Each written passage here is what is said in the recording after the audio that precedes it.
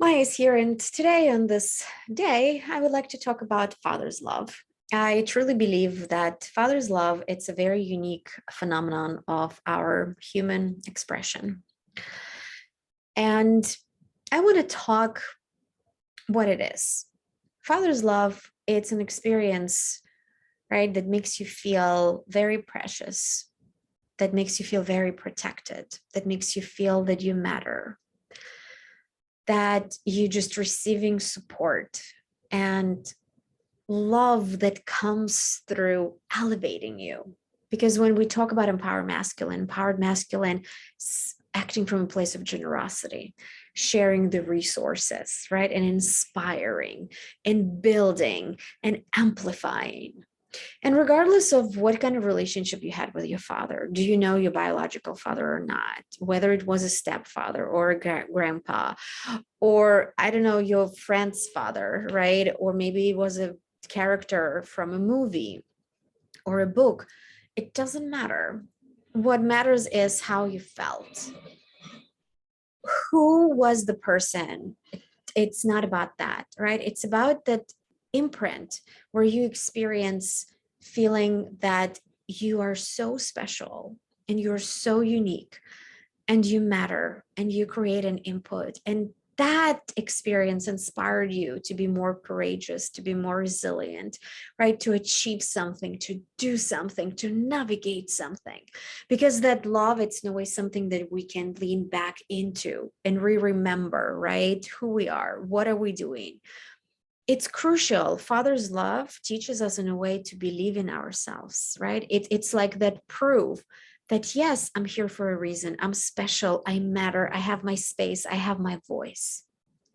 So, my invitation today, regardless of how you feel about this day, instead of remembering things that might not perfect or might not work, can you redirect your attention and awareness to love? And just allow yourself to be loved by that father figure.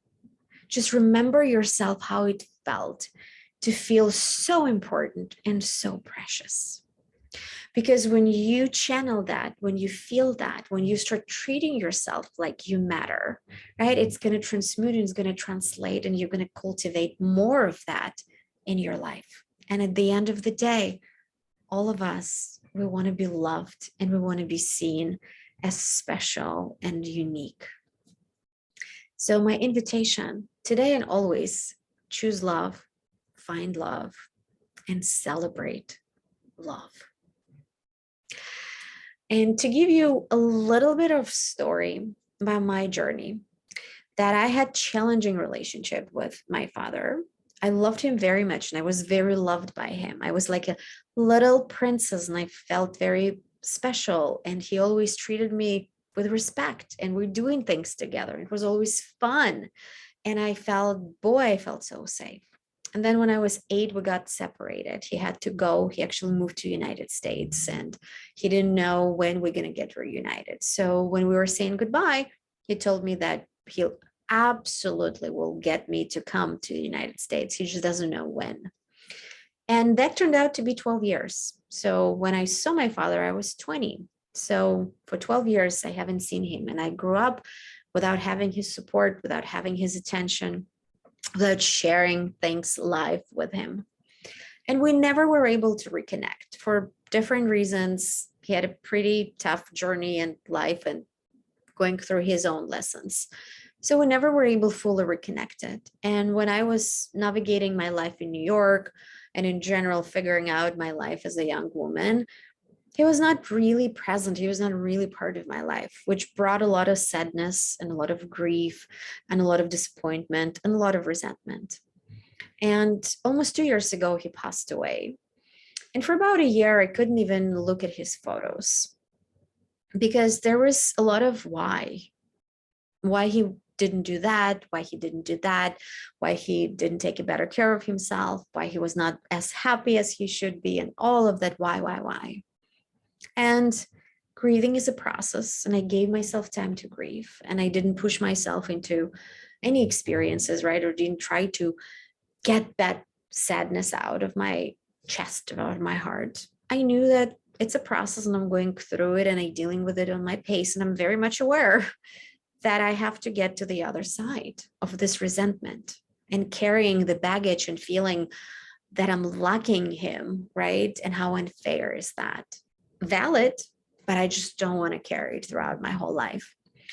And he would come to me in the dreams, and usually I would see him the way I've been seeing him for the past 10 years, sad, right? And talking about that he wants peace and he wants to feel better and all of that stuff. And one time in November last year, I saw a dream where he was telling me that everything I have, I'm leaving to you, I'm giving to you.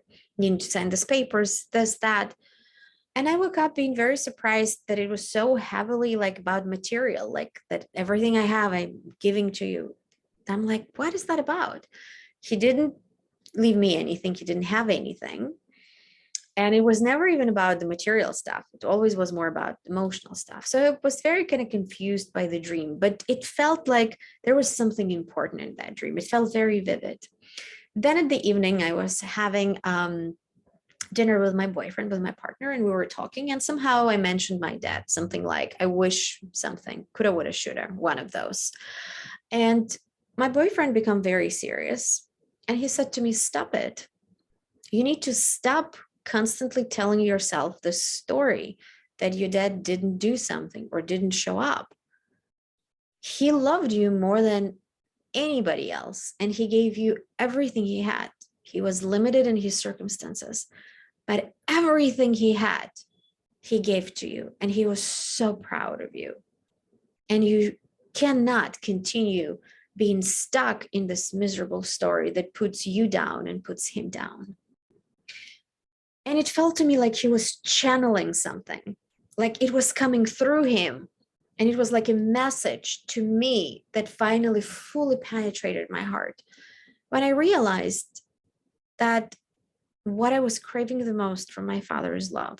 And it is 100% true that what he had in his limited resources, he was giving to me. And that only thing that actually truly mattered. And that was the way how I completed that story and released the story of luck. And today I'm celebrating his love and how much his love made me feel. And I wouldn't be where I'm at. I wouldn't be as resilient and I wouldn't be as courageous and I wouldn't always shoot for some tough challenges if I didn't have his love backing me up every single time, reminding me that I do matter, I'm special, I have what to offer, and I absolutely have to continue moving forward and go on. So, regardless of your circumstances, choose love and celebrate love and give yourself a gift to feel precious today and every other day.